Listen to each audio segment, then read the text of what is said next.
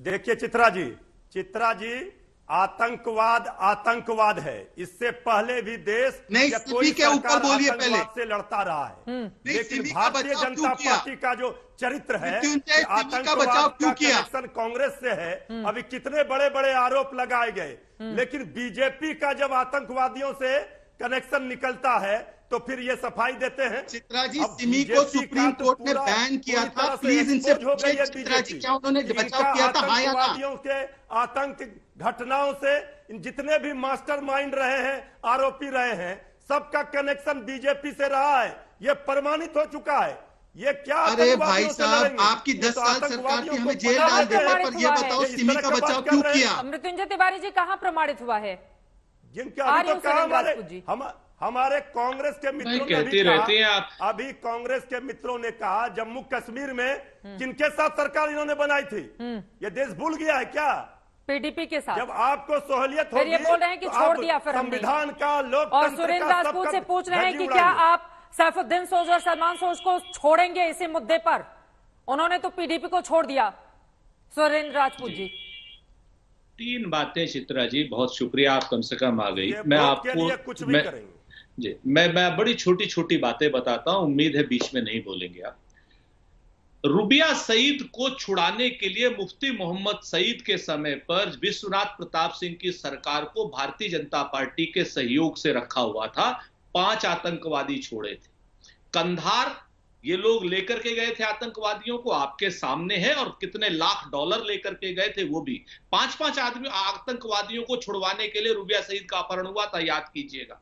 इसके बाद भारतीय जनता पार्टी राजस्थान पे आ जाती है। मैं बहुत लंबी चौड़ी इसलिए नहीं बात करता हूं कि आतंकवाद की बात करने में हमें दर्द होता है। मैं आपको राजस्थान की बात बताता हूं, सिर्फ एक लाइन की बात बता रहा हूं कि भारतीय जनता पार्टी के लोग येन केन प्रकारेण आग लगा करके लोगों की खून की होली खेल करके, चाहे वो भीलवाड़ा में हो, चाहे वो किसी करेली में हो, हर जगह पे सांप्रदायिक दंगा फैला करके चुनाव जीतने की तैयारी में लगे हुए हैं, जो कि सफल नहीं होगा। इन्होंने हत्या भी कराई, ऐसा प्रतीत होता आरोप है, क्योंकि रियाज अटारी इनका समर्थक है, इनका क्या नाम उसका, गुलाब कटारिया का। आप कह रहे हैं इन्होंने हत्या करवाई है? ऐसा प्रतीत होता है, क्योंकि समर्थन भी वही, आरोपी भी वही, और उसके बाद आप देखिए क्या क्या परिस्थितियां। उसके बाद जब सारे लोग पकड़े गए, तब भी भारतीय जनता पार्टी वाले लोग वहां बंद का आह्वान करते हैं। एक बात कितनी बड़ी बात है आरोप जो पुष्ट होने की, कि 27 तारीख को नवनीत राणा 28 तारीख की जो घटना 28 को हुई है, 27 को कैसे लिख देती है कि ये उदयपुर जैसी घटना कराने के फिराक में, जब तक की घटना हुई नहीं थी। आप बताइए ना मुझे, क्या ये आरोप नहीं, ये प्रमाण नहीं आपको नजर आता है? कोई आदमी इसको उठाने के लिए जांच करवा ली? उस समय तो आप ही की सरकार थी, आप तो करवा लेते जांच ना। क्यों आप लोग बैक हो गए इस पूरे मामले में? अगर 27 तारीख को वो चिट्ठी लिखती हैं, 28 को वहां पर हत्या हो जाती है, तो आप करवा लेते जांच। हनुमान चालीसा पढ़ने पर तो आप गिरफ्तार कर लेते हैं, और इस तरह का अगर इतना गंभीर मामला हो तो आप लोग किसके भरोसे छोड़ देते हैं? मैं फिर से कहता हूं, आप समझ नहीं पाई। 21 तारीख की घटना हुई है, जांच हो रही है। 27 तारीख को नवनीत राणा लेटर लिख रही हैं कि उदयपुर जैसी घटना हो सकती है, और उदयपुर की घटना 28 तारीख को। तो वही तो मैं कह रही हूँ ना कि अगर इस तरह की स्थिति थी तो क्यों नहीं की आपने कार्रवाई नवनीत राणा के खिलाफ? उस समय तो आप ही की सरकार थी ना। उस समय अगर वो चिट्ठी थी तो आप ही की सरकार थी, चिट्ठी तो सार्वजनिक थी। चित्रा जी, ये बात अगर शहजाद कहते तो अच्छा लगता, लेकिन आप भी कह रही तो मैं भी जवाब देता हूं। 28 तारीख के आसपास की जो परिस्थितियां महाराष्ट्र सरकार में हो रही थी, और जिस तरीके से भारतीय जनता पार्टी लोकतंत्र का अपहरण करके असम के बाढ़ में बैठाई हुई थी, आपको मालूम है क्या हो रहा था? ऐसा तो है नहीं कि आप अनभिज्ञ थी, आप सारा क्या नाम वहां पर आपका फोकस था, वो बात में नहीं जाता। जब आतंकवाद जैसा मुद्दा होगा तो वो मामला ज्यादा गंभीर हो जाता है ना, कि कहां पर कौन से लोग बैठे हुए। एक सेकंड सुरेंद्र राजपूत जी, देखिए मैं एक सेकंड सुरेंद्र राजपूत जी, मुझे पता है कि नई नवेली, एक सेकंड सर, सुरेंद्र राजपूत जी, मुझे पता है कि कांग्रेस पार्टी के बहुत सारे लोग रोज आते हैं और रोज आरोप लगाकर जाते हैं। आपने शुरू में ही जब टिप्पणी मुझ पर कर दी तो मुझे समझ में आ गया था कि आपको क्या पढ़ा लिखा कर भेजा गया है। सुरेंद्र राजपूत जी, आप उत्तर प्रदेश के बड़े नेता हैं, मेरे ऊपर इस तरह के आरोपों का कोई फर्क नहीं पड़ता। और अगर आपको लगता है कि कांग्रेस पार्टी सवाल बताएगी और मैं वही सवाल बीजेपी से पूछूं तो बताइए, मैं लिख लेती हूं। बोलिए बोलिए, क्या सवाल पूछना है? मैं लिख रही हूं। क्या सवाल पूछना है बीजेपी से? मैं पूछ रही हूं सर, आपने कहा मैं क्या सवाल पूछना है, मैं लिख लेती हूं, बताइए। बोले सिर्फ एक बात, नहीं बोलिए, चीज तो मैंने आपके ऊपर कोई टिप्पणी नहीं की। अगर कोई टिप्पणी हुई हो तो मुझे तरह की आदत पड़ गई है ना आप लोगों को। एंकर के ऊपर मत जाइए, आतंकवाद जैसा गंभीर मुद्दा है और पूरा देश ये सवाल पूछ रहा है। एक सेकंड सर, क्यों नहीं बोलूंगी मैं डिबेट में? यहाँ पर आप स्पीच देने थोड़ी ना आए किसी भी पार्टी की रैली में। बिल्कुल बोलूंगी, बिल्कुल बोलूंगी, क्यों नहीं बोला मैंने शहजाद पूनावाला के बीच में। एक सेकंड सुरेंद्र राजपूत जी प्लीज, ये रोना यहाँ पर रोना बंद कर दीजिए, ये रोना बंद कर दीजिए। सुरेंद्र राजपूत जी, हम इतने गंभीर मुद्दे पर यहाँ पर डिबेट कर रहे हैं, लेकिन मुझे आपकी बातों पर सिर्फ हंसी आ रही है और मैं हंस भी नहीं सकती क्योंकि मुद्दा बेहद गंभीर है।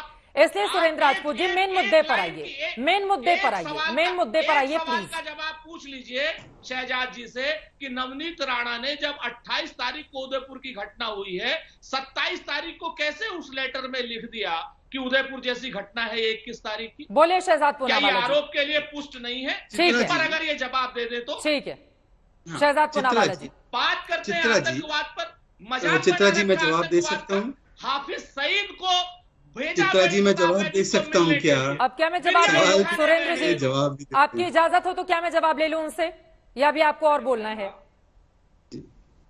बोलिए शहजाद पूनावाला जी। हाँ चित्रा जी, मैं इसका तो जवाब पहले देता हूं, पर मुझे भी कुछ और पॉइंट्स करने थे तो मुझे उसके लिए भी समय दीजिएगा। देखिए, पहले तो मैं इनसे पूछ रहा हूं कि अगर मान लेते हैं इनकी बात सही है जो कह रहे हैं, नवनीत राणा हमारी एमपी नहीं है, वो एक इंडिपेंडेंट एमपी और वो चुनकर कांग्रेस एनसीपी के साथ ही आई थी 2019 में, ये बात भूले नहीं। पर मान लेते कि उनकी बात सही है तो इनको तो सबसे बड़ा एक मौका मिला था कि 21 तारीख की घटना पर, चलो एनआईए पर भरोसा नहीं तो एटीएस की जांच करवा देते ना। इतने दिन तक क्यों लीपापोती की आपने? और आपने राजस्थान में क्यों लीपापोती की और क्यों सुरक्षा नहीं दे पाए? और सर, तन से जुदा की रैली 20 तारीख को होती है, 28 तारीख को उनकी हत्या होती है, बीच में वो मांगते रहते हैं आपसे पुलिस प्रोटेक्शन, आप नहीं दे पाए। और मुख्य आरोपी करौली का अभी तक नहीं पकड़ पाए। जाकिर नायक ने 50 लाख रुपए आरजीएफ को दिए, नहीं दिए, उसका जवाब नहीं दे पाए। सलमान सोज पर जवाब नहीं दे पाए। परंतु सुरेंद्र राजपूत जी ने 2-3 और सवाल खड़े किए। उन्होंने कहा वो महबूबा मुफ्ती के बहन को मुफ्ती साहब ने उस समय पर छुड़वाया था, होम मिनिस्टर थे, फलाना थे, ढिमकाना थे उस सरकार में, ठीक है। उसके बाद तो कांग्रेस ने ही पीडीपी के साथ सरकार बनाई थी, गुलाम नबी आजाद के साथ मिलकर। तो क्यों बनाई भाई उनके साथ सरकार? और आज भी यशवंत सिन्हा आपके कैंडिडेट पीडीपी के साथ है, वहां पर समर्थन मांगने गए, तो क्यों मांग रहे हैं उनका समर्थन भैया यशवंत सिन्हा जी? उनको बोलिए कांग्रेस का कैंडिडेट है वो ऑपोजिशन प्रेसिडेंट के, उनको बुला लीजिए वापस। एनसी और पीडीपी का समर्थन क्यों मांग रहे हैं? तीसरी बात मैं इनसे पूछना चाहता हूं, अभी देखिए उन्होंने एक बयान किया, सुरेंद्र जी मेरे बड़े भाई है, 10 सेकंड दे दीजिए। सुरेंद्र जी मेरे बड़े भाई है, हमारी तूतू में होती है वो एक अलग विषय है। सुरेंद्र जी ने एक आरोप डाला कि बीजेपी इस हत्या के पीछे, ऐसा प्रतीत होता है। सुरेंद्र जी राष्ट्र नीति पर राजनीति ना करे। आईएसआईएस और दावत इस्लामी जिसका हाथ दिख रहा है, पाकिस्तान का लिंक दिख रहा है, आप आज पाकिस्तान को क्लीन चिट आज तक पर दे रहे हैं। आपका यह बयान पता है इस्लामाबाद में यूज होगा और वो कहेंगे देखो सुरेंद्र राजपूत जो राजस्थान सरकार के प्रतिनिधि है, उन्होंने तो कह दिया है इसमें पाकिस्तान का कोई लेना देना नहीं। और ये हर बार आप करते हैं, 370 पर, सर्जिकल स्ट्राइक पर, पुलवामा पर, बालाकोट पर, हर जगह पाकिस्तान के सुर मिलाना, ये आपकी आदत बन चुकी है।